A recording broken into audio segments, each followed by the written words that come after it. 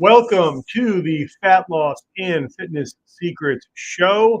Today, I'm going to be talking about how you can enjoy your weekends without completely messing up your diet and ending up feeling completely guilty and having regret at the end of the weekend on Sunday evening and on Monday morning. My name is Corey House. I am your fat loss and fitness expert. For those of you who have no idea who the hell I am, I'm a former fat kid who has not only conquered all of my own fat loss struggles, but I'll also had the opportunity to help more than 2,300 other people completely transform their bodies through my brick and mortar fitness studios and my online coaching program. So if you are joining me live, please drop something in the comments. Let me know that you are here, a hello, a live, a something. And if you are joining me at a later time and you're catching this on a replay, please comment and let me know that you are catching this. Just a hashtag replay or a hello or something so I know when this is reaching you. So today, I want to talk about how you can enjoy your weekends without completely messing up your diet. So typically when we go into a diet and we're trying to lose weight, we think that we have to do everything perfect. We've got to eat salads. We've got to eat the best breakfast. We've got to have the perfect dinner. It's got to be grilled chicken and vegetables, and it can't be anything else. And we think that there's no room for error, otherwise we're not going to lose weight. That's not the reality. So typically, and we're just going to use a 1,500 calorie diet here as an example. So I will tell you that before doing this, and as I'm talking about this, if you are not logging and tracking your foods, then none of this is going to make sense because you're never really going to know how many calories you're taking in. And food tracking and logging your foods is such a valuable skill and such a valuable tool because it's going to allow you to make better decisions going forward. It's going to allow you to go back in time and figure out why something isn't working instead of just assuming that it didn't work for whatever reason. You're actually going to have live, real data that's going to speak to you and tell you why you're not making progress. So logging your foods is super important. It's going to help you in the long term.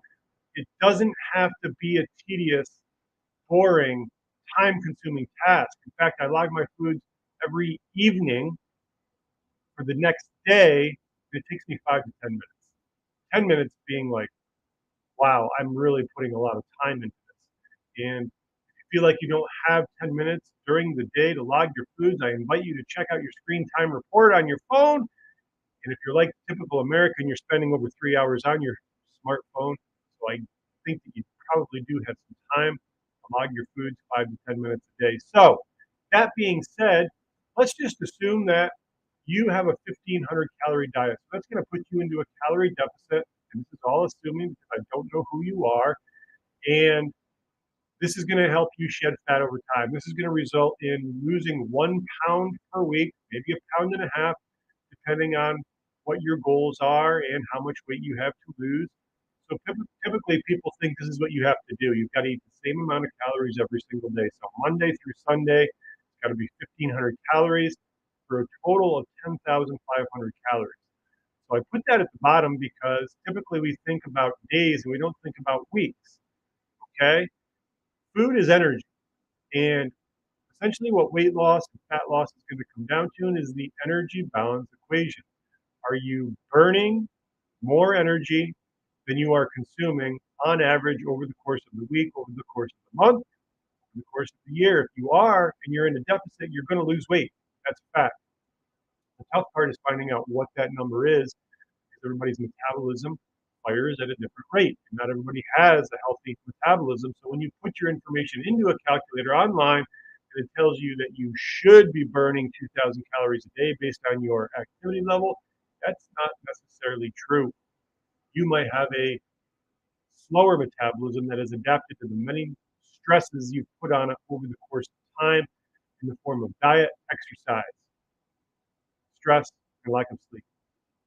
So this is with all things being, what's the word I'm looking for?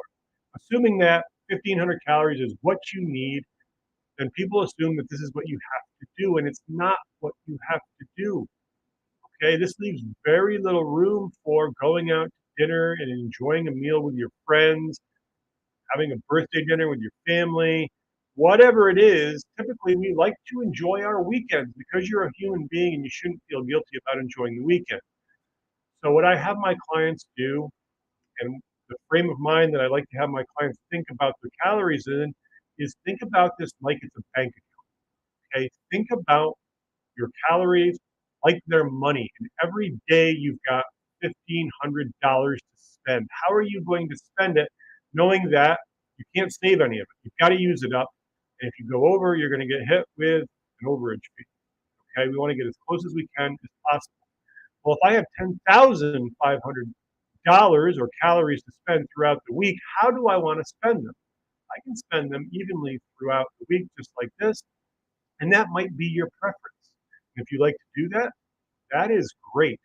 But for those of you, it's Friday, so I thought this would be a good training for a Friday. Those of you who like to loosen up and enjoy the weekend, have a glass of wine, have a beer, go out and have a burger, have some pizza, enjoy some time with your significant other. There are other ways to do this. So here's something that you can actually do. Instead of having 1,500 calories a day, you could have 2,100 calories on Friday. You could have 2,100 calories on Saturday, and you could adjust your other days so you're a little bit lower.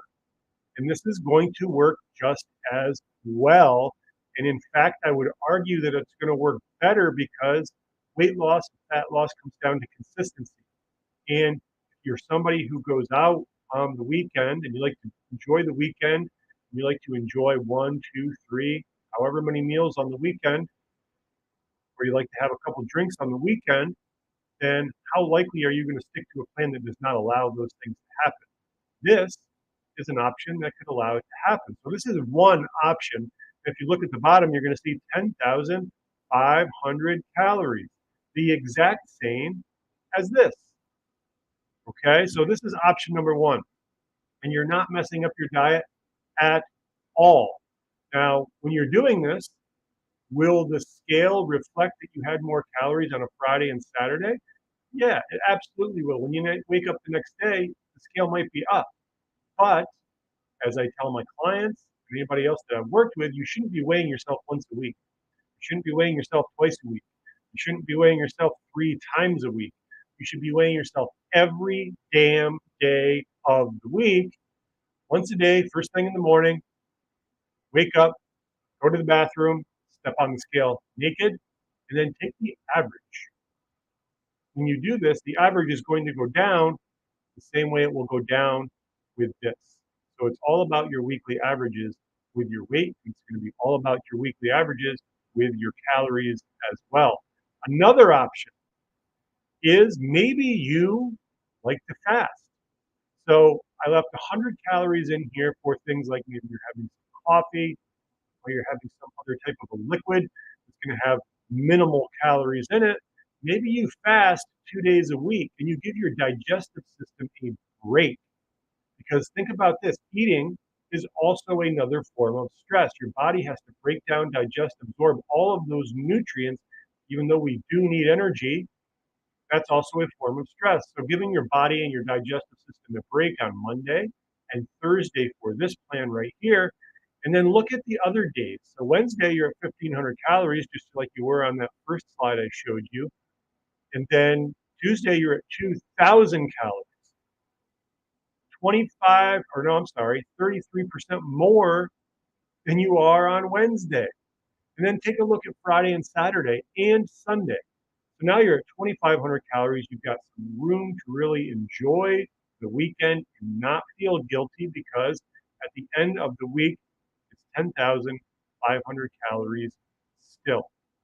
So these are two options that I gave you and two different ways that you can think about how you can manipulate your days of the week and your calories to fit within your lifestyle. Any program that tells you you have to stick to a specific number every single day, but it doesn't line up with your lifestyle, it's not going to be something that works for you. Ultimately, at the end of the day, whatever it is that you're doing has got to be built around you. It's got to be built around your lifestyle. And that's one of the reasons why all of the diets just don't work. Keto doesn't work. Paleo doesn't work.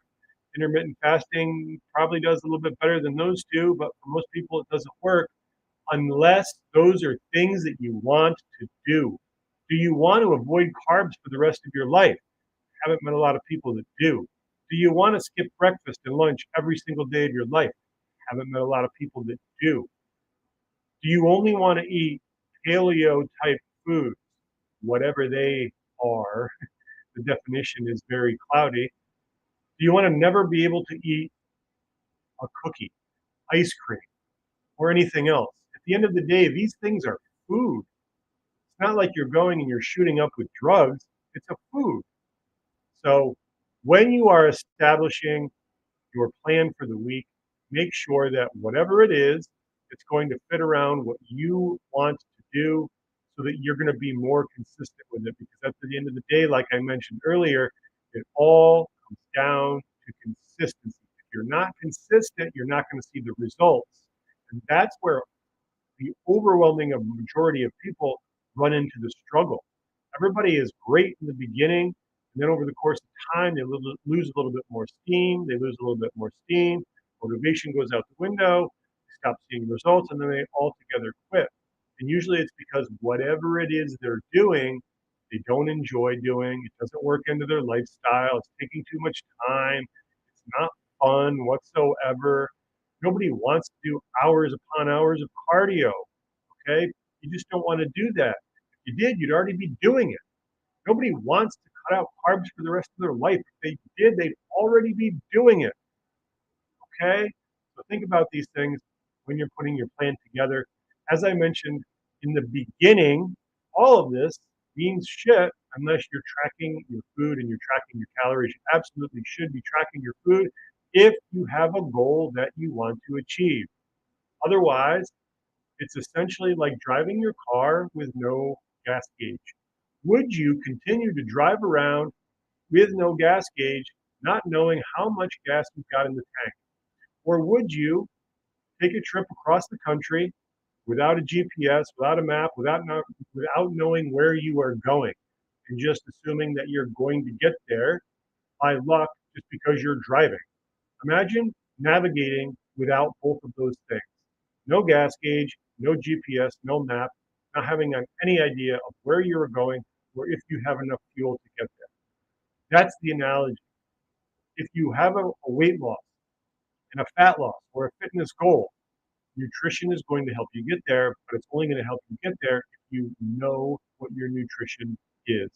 So if you gained any value from this video whatsoever, a little bit longer today, I know I said I was going to keep these under 10 minutes. I'm already at 13, so I apologize.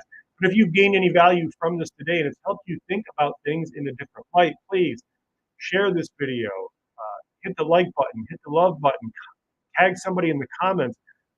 Share this video with somebody who you think would benefit. That helps me. And if you are somebody who is struggling with your own weight, you've tried countless solutions, you've tried working out, you've tried diet after diet after diet, and nothing has seemed to work for you, then please reach out to me. Let's have a conversation. I can help you, and I can help you stop the endless cycle of yo-yo dieting that is ultimately just damaging and slowing your metabolism down more and more and more each time you do it.